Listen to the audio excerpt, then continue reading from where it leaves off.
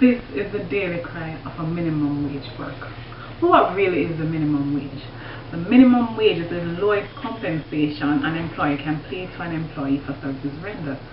This was clearly outlined in the Minimum Wage Act of 1938, which was established by the government to regulate minimum wages. However, this did not factor inflation rates into consideration. The intention was to allow citizens to be able to afford the basic needs as outlined in Maslow's hierarchy of needs. These are food, clothing, and shelter. Whilst a noble attempt by the government to enforce a basic minimum standard of living, it has proven to have several unintended consequences which does not benefit the poor. While there has been a gradual increase in minimum wage over the years, inflation has skyrocketed and it has not been factored into it.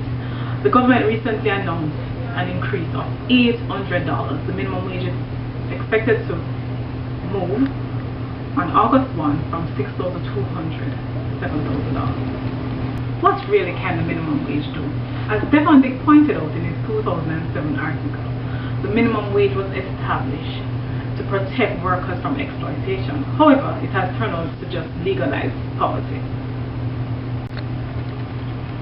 What can $6,200 do for a family of four when bread is $300, a pound of chicken is $200, butter is over $200? I could go on and on.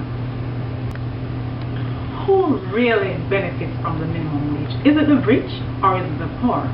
Well, I can categorically tell you that it is the rich. Employers, even when they can afford more, just pay the basic minimum wage. When I listened to the recent headlines the other day surrounding the Petrojam scandal and what those top executives were being paid, and it resonated with me that these persons will be paying their household helpers, gardeners, the mere minimum wage, when it is evident that they can afford to pay much more. Some of these poor employees are being asked to work in less than ideal environments, inhumane treatment, they work for long hours, no lunch breaks, the environment is filthy, as pointed out by Donna Hussey in her Gleaner article of June 10, 2007.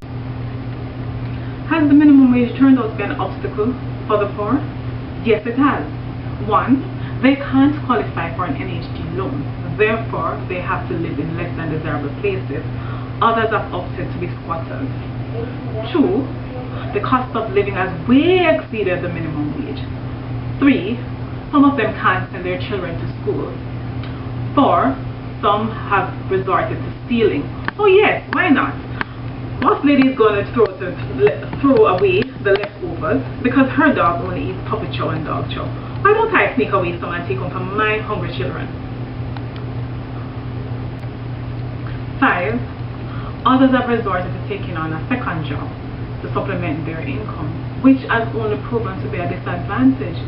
For one, it burns them out completely, and two, it takes away their family time, so they get to spend less time with their children. Job cuts, as in minimum wage increases. Simply put, an employer is willing to cut the jobs of his employees other than pay the mere $800 increases. What this does for the poor employees who are left behind is that they'll be overworked for longer hours for what? The bare minimum wage. I ask of you to think on these things and you will realize that the minimum wage does not benefit the poor. I am subject to their cries daily. Beg your bus fare to come work tomorrow. Beg your lunch money. Help me make up buy a book for my child. These are just daily things that these persons endure. Because what? They just cannot afford to live comfortably on this wage. I implore the Minister of Labour to act on this workers' behalf. Please find a way to factor in the inflation rates when you're about to make your next increase. These are just absolute miracle workers. How they survive on this salary amazes me. I applaud them. They are good. But they need help. Minister, please help them before they have to resort to stealing, go behind bars, leave their children.